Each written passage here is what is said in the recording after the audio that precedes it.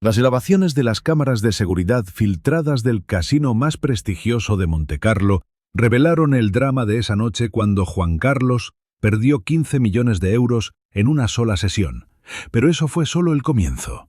El dinero robado del Tesoro Real, las identidades falsas y la historia de cómo una adicción llevó a España al borde de la bancarrota se cuenta por primera vez hoy. Radandonda.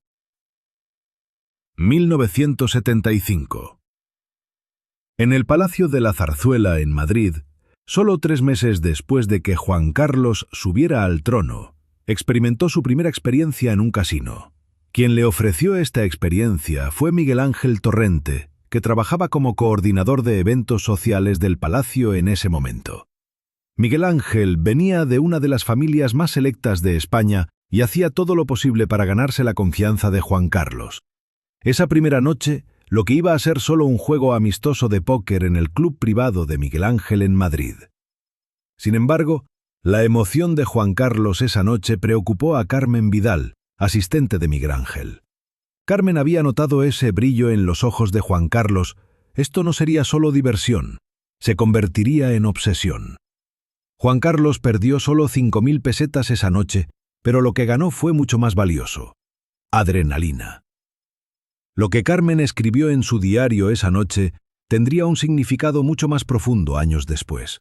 El rey aprendió un nuevo juego hoy, pero este juego piensa que lo aprendió. Isabel Torrente, esposa de Miguel Ángel, había notado que su esposo cambió después de esa noche. Miguel Ángel ahora constantemente pensaba en lugares donde Juan Carlos podría jugar juegos más grandes. Cuando Isabel le preguntó a su esposo: ¿por qué llevas a un rey por un camino tan peligroso?, la respuesta de Miguel Ángel fue simple: porque él lo quiere, y un rey obtiene lo que quiere. Primer viaje a Montecarlo, 1978. El primer viaje de Juan Carlos a Montecarlo se había planeado como una visita oficial de Estado. Sin embargo, su propósito real era muy diferente. Quien organizó este viaje fue Federico Martínez Campos, que trabajaba como secretario privado de Juan Carlos en ese momento. Federico había entendido las verdaderas intenciones del rey y había hecho arreglos especiales. Quien recibió a Juan Carlos en Montecarlo fue Monique Dubois, coordinadora VIP del Casino de Montecarlo. Monique había servido a las personas más ricas y poderosas del mundo durante 15 años, pero la energía de Juan Carlos la sorprendió. Monique escribió esto en su diario privado esa noche: hoy no recibí a un rey, recibí a un adicto al juego. El capitán Ricardo Vega, jefe de seguridad que acompañaba a Juan Carlos en su primera noche en Montecarlo, observaba de cerca el comportamiento del rey. Ricardo había notado que Juan Carlos se convertía en una persona completamente diferente mientras jugaba en la mesa de ruleta. El rey, calmado y controlado, se volvía emocionado e impredecible en la mesa de juego. Esa noche Juan Carlos perdió 200.000 francos, pero con la organización de Monique, esta pérdida se registró como gastos diplomáticos. Pierre Lefebvre, asistente de Monique, confesaría años después cómo hicieron esto. Aprendimos a convertir los gastos reales en pérdidas de juego. El nacimos 80. En los años 80, las visitas de Juan Carlos a Montecarlo se habían vuelto mensuales. Se había establecido un sistema elaborado para ocultar estos viajes. El cerebro del sistema era Alfonso Escámez, que trabajaba como consultor financiero privado de Juan Carlos. Alfonso disfrazaba cada viaje con una justificación oficial diferente. Mercedes Escámez, esposa de Alfonso, había notado que su esposo se sentía incómodo con este trabajo. Alfonso no podía dormir por las noches, constantemente hacía llamadas telefónicas. Cuando Mercedes le preguntó a Alfonso hasta dónde llegará este asunto del juego, la respuesta de Alfonso fue aterradora: el rey no puede parar, Mercedes, y yo no puedo detenerlo. Durante este periodo, la compañera favorita de Juan Carlos en Montecarlo era Patricia Morgan, una mujer de la alta sociedad americana que era amiga cercana de la princesa Grace. Patricia jugaba póker con Juan Carlos durante horas, observando cómo su adicción se profundizaba gradualmente. Jennifer Walsh, secretaria personal de Patricia, había notado que su jefa estaba preocupada por Juan Carlos. Patricia le había dicho a Jennifer: Juan Carlos no es consciente de sí mismo cuando juega, como si se convirtiera en otra persona. Esto es muy peligroso. Jennifer también había notado que Patricia estaba grabando secretamente los juegos de Juan Carlos. ¿Por qué? La respuesta a esta pregunta se revelaría en el período de identidad falsa, 1983. La adicción al juego de Juan Carlos se había intensificado tanto que ahora era arriesgado jugar con la identidad del rey. Quien intervino para resolver este problema fue Carlos Mendoza, el experto en identidades falsas más famoso de España. Carlos no solo servía a criminales, sino que a veces también servía a hombres de Estado. Carlos creó la identidad de Don Eduardo Borbón para Juan Carlos.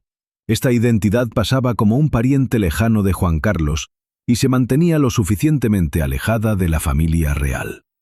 Ana Mendoza, esposa de Carlos, sabía cuánto temía su esposo este trabajo. Cuando Ana le preguntó a Carlos ¿qué tan peligroso es hacer la identidad falsa de un rey?, la respuesta de Carlos fue clara: muy peligroso, pero rechazarlo es aún más peligroso. Con la identidad de Don Eduardo, Juan Carlos ahora podía moverse más libremente en Montecarlo. Quien lo acompañaba con esta identidad era Raúl Herrera, un amigo actor en quien Carlos confiaba. Raúl interpretaba el papel de asistente de Juan Carlos y se dirigía a él como «Señor Eduardo». Esperanza Herrera, esposa de Raúl, había notado que su esposo se sentía incómodo con este extraño trabajo. Raúl le había dicho a Esperanza: «Jugar con una identidad falsa junto a un rey es la experiencia más surrealista de mi vida». Cuando Esperanza le preguntó a Raúl: «¿Pero qué pasa si los atrapan?», la respuesta de Raúl fue aterradora: «Entonces todos estamos acabados». La gran pérdida, 1987. Esa noche fatídica de 1987, Juan Carlos experimentó una de las mayores pérdidas en la historia del póker en Montecarlo. Esa noche en la mesa estaban Auguste Rainier, el hombre de negocios más rico de Mónaco, Philippe Dubois, el traficante de armas francés, y el misterioso oligarca ruso Dmitry Volkov. Quien organizó el juego fue Antonio Benetton, una de las figuras más importantes del mundo del juego clandestino de Montecarlo. Antonio solo organizaba los juegos de apuestas más altas, y esa noche había preparado una trampa especial para Juan Carlos. Natasha Petrova, amante y socia de Antonio, había registrado cada detalle de esa noche. Natasha había visto que en esa noche, cuando Juan Carlos perdió 15 millones de euros, el rey perdió completamente el control. Lo que Natasha escribió en su diario fue impactante. El rey Juan Carlos esta noche no solo perdió dinero, también perdió su honor. Olga Ivanova, asistente de Natasha, nunca pudo olvidar esa noche. Cuando Juan Carlos perdió su última mano, primero se quedó completamente en silencio, luego golpeó la mesa repentinamente. Olga había escuchado ese brillo loco en los ojos del rey y murmurar: «Encontraré más dinero». El mayor Luis Rodríguez, jefe de seguridad que acompañó a Juan Carlos esa noche, observaba de cerca la condición del rey.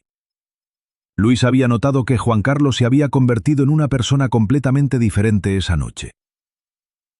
Carmen Rodríguez, esposa de Luis, había notado que su esposo cambió mucho después de esa noche. Luis le había dicho a Carmen: «Esta noche vi el colapso de un rey». El primer robo del Tesoro Real, 1989. Después de esta pérdida colosal de 15 millones de euros, Juan Carlos I trató de usar su fortuna personal. Sin embargo, cuando esta cantidad no fue suficiente, decidió recurrir a un camino mucho más peligroso. Comenzó a retirar dinero secretamente del Tesoro Real. Para realizar esta operación, Juan Carlos pidió ayuda a su consultor financiero de confianza, Eduardo Sánchez Asiaín. Eduardo era un experto financiero muy respetado, con 20 años de experiencia en asuntos financieros reales. Sin embargo, enfrentó un gran dilema ante esta petición de Juan Carlos. Pilar Sánchez Asiaín, esposa de Eduardo, era consciente del estrés que su esposo experimentaba durante este periodo. Eduardo no podía dormir por las noches, constantemente hacía cálculos. Cuando Pilar le preguntó a Eduardo: «¿Qué estás calculando tanto?», la respuesta de Eduardo fue aterradora. El colapso de un reino. Teresa Vázquez, asistente de Eduardo, joven e idealista, había notado los cambios que su jefe hacía en las cuentas reales. Teresa había visto que Eduardo secretamente alteraba documentos por las noches. Lo que Teresa escribió en su diario sería muy importante años después. El jefe está transfiriendo dinero real a otros lugares. ¿Por qué? La primera transferencia fue de 5 millones de euros. Eduardo había mostrado este dinero como gastos de seguridad. Sin embargo, el dinero había ido directamente a la cuenta de Juan Carlos en Montecarlo. La única persona que sabía cómo Eduardo hizo esto era su amigo de confianza Ramón Martínez, que trabajaba en el Banco Central de España. Ramón había cumplido la petición de Eduardo, pero se sentía incómodo con esta situación. Consuelo Martínez, esposa de Ramón, había notado la preocupación de su esposo sobre este asunto. Cuando Ramón le dijo a Consuelo, «Hoy transferí dinero real a la cuenta de un rey», la reacción de Consuelo fue clara. ¿Es eso legal? La respuesta de Ramón, legal pero no moral.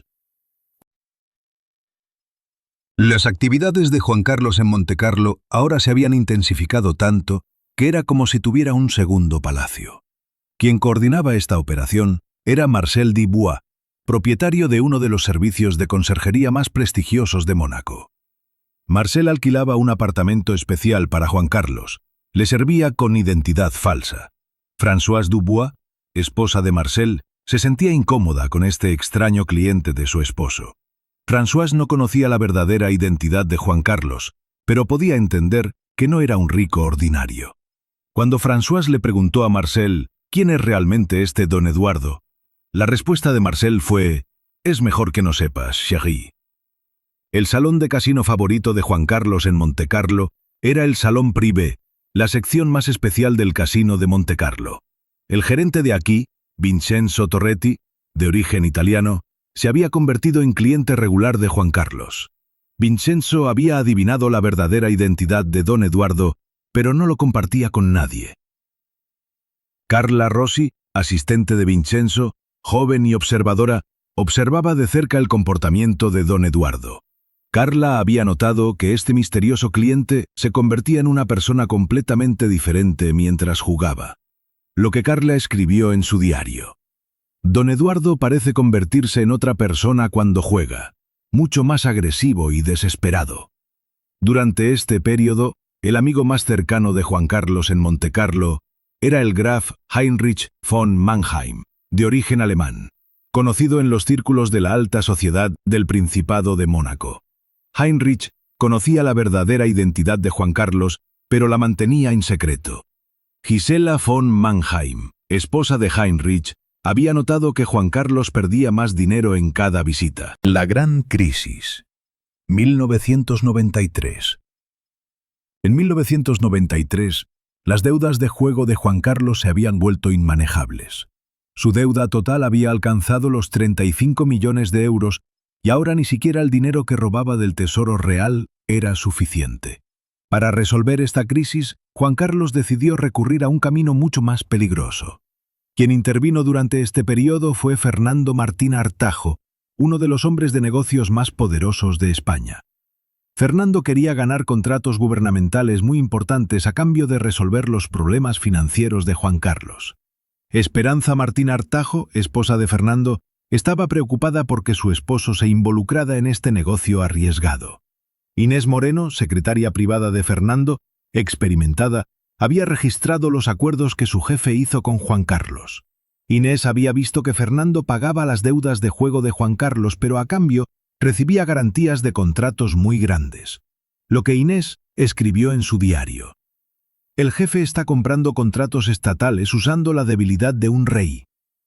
Para realizar este acuerdo, intervino Jaime Carvajal, el abogado de confianza de Juan Carlos. Jaime había preparado un acuerdo complejo que protegía los intereses tanto de Juan Carlos como de Fernando. Paloma Carvajal, esposa de Jaime, estaba preocupada por el estrés que su esposo experimentaba durante este periodo. Cuando Jaime le dijo a Paloma, «Firmé un acuerdo muy peligroso hoy», ante la pregunta de Paloma, «¿Qué tan peligroso?», su respuesta fue aterradora. «Si este acuerdo se expone, la monarquía termina». Red Internacional de Deudas, 1995. Las deudas de Juan Carlos ya no se limitaban solo a Montecarlo. Las Vegas, Macao, Londres. Las deudas de juego comenzaron a acumularse en todo el mundo. Para manejar esta compleja red de deudas, Juan Carlos pidió ayuda a Diana Sánchez Toca, abogada especialista en crímenes financieros internacionales. Diana era socia de uno de los bufetes de abogados más prestigiosos de España y era experta en derecho financiero internacional. Sin embargo, la situación de Juan Carlos era uno de los casos más complejos que había enfrentado. Alejandro Ruiz, asistente de Diana, joven abogado, había notado las preocupaciones de su jefa sobre este caso. Marina García, pareja de Diana. Diana era homosexual y vivía con su pareja de larga duración, Marina García, observaba el estrés que Diana experimentaba durante este periodo. Cuando Marina le preguntó a Diana, ¿por qué este caso te está estresando tanto?, la respuesta de Diana fue, porque mi cliente es un rey y el problema es muy grande. Durante este periodo, quien seguía las deudas de Juan Carlos en Las Vegas era el consultor financiero americano Robert Thompson. Robert había descubierto que Juan Carlos también experimentaba grandes pérdidas en América usando la identidad de Don Eduardo. Sarah Mitchell, secretaria de Robert, había notado que su jefe estaba preocupado por este misterioso cliente español. Cuando Robert le preguntó a Sarah, ¿quién es realmente este Don Eduardo?, la investigación de Sarah había dado resultados impactantes. Cuando Sarah le dijo a Robert, jefe, ¿este hombre es en realidad el rey Juan Carlos de España?, la reacción de Robert fue, maldición, estamos haciendo negocios con un rey. Conexión China, 1997. La adicción al juego de Juan Carlos también lo había arrastrado al mundo del juego clandestino de Macao. Quien lo recibió en Macao fue Li Wei-chen, hombre de negocios de Hong Kong. Li Wei era propietario de una de las operaciones de juego más grandes de Macao y ofrecía servicios especiales para clientes VIP como Juan Carlos. Mei Chen, esposa de Li Wei, tenía curiosidad sobre este nuevo cliente español de su esposo. Cuando Mei le preguntó a Li Wei, «Este Don Eduardo está perdiendo mucho dinero, ¿quién es este hombre?», la respuesta de Li Wei fue, «Alguien muy poderoso, pero no importa quién es, tiene dinero». Quien coordinaba las actividades de Juan Carlos en Macao era Sang Ming, asistente de confianza de Li Wei. Sang había estudiado de cerca el estilo de juego de Don Eduardo y había notado que no era un jugador profesional. Lo que Sang escribió en su diario, «Este hombre no sabe jugar, pero no puede parar. Muy peligroso». Durante este periodo, el mayor rival de Juan Carlos en Macao era el misterioso hombre de negocios japonés Hiroshi Tanaka. Hiroshi había ganado mucho dinero en los juegos de póker que jugó con Juan Carlos. Yuki Sato, asistente de Hiroshi, había notado que su jefe había desarrollado una estrategia especial contra este cliente español. Juego en la era tecnológica. 2000. A principios de los 2000, la adicción al juego de Juan Carlos también se había adaptado a la era tecnológica. Ahora también jugaba en línea, y quien coordinaba esta nueva adicción era Tomás Fernández, propietario de una de las compañías tecnológicas más grandes de España. Tomás había establecido conexiones seguras especiales para Juan Carlos. Había desarrollado sistemas que ocultarían sus actividades de juego en línea. Cristina Fernández, esposa de Tomás, estaba preocupada por este extraño cliente de su esposo. Cuando Cristina le preguntó a Tomás, ¿por qué tomas tantas medidas de seguridad para un cliente?, la respuesta de Tomás fue, porque no es un cliente ordinario. Quien apoyaba técnicamente las actividades de juego en línea de Juan Carlos era Javier Morales, joven experto en computadoras que trabajaba en la compañía de Tomás. Javier se había impactado cuando vio la magnitud de las actividades de juego en línea de este cliente llamado Don Eduardo. El registro en el cuaderno de notas de Javier. Este cliente pierde 5 millones de euros en una sola noche. Esto no es normal. Cobradores de deudas. 2003.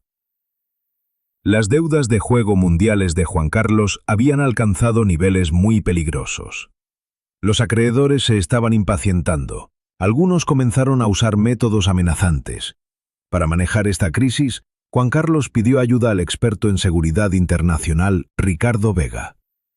Ricardo era exinspector de policía y ahora trabajaba en el sector de seguridad privada.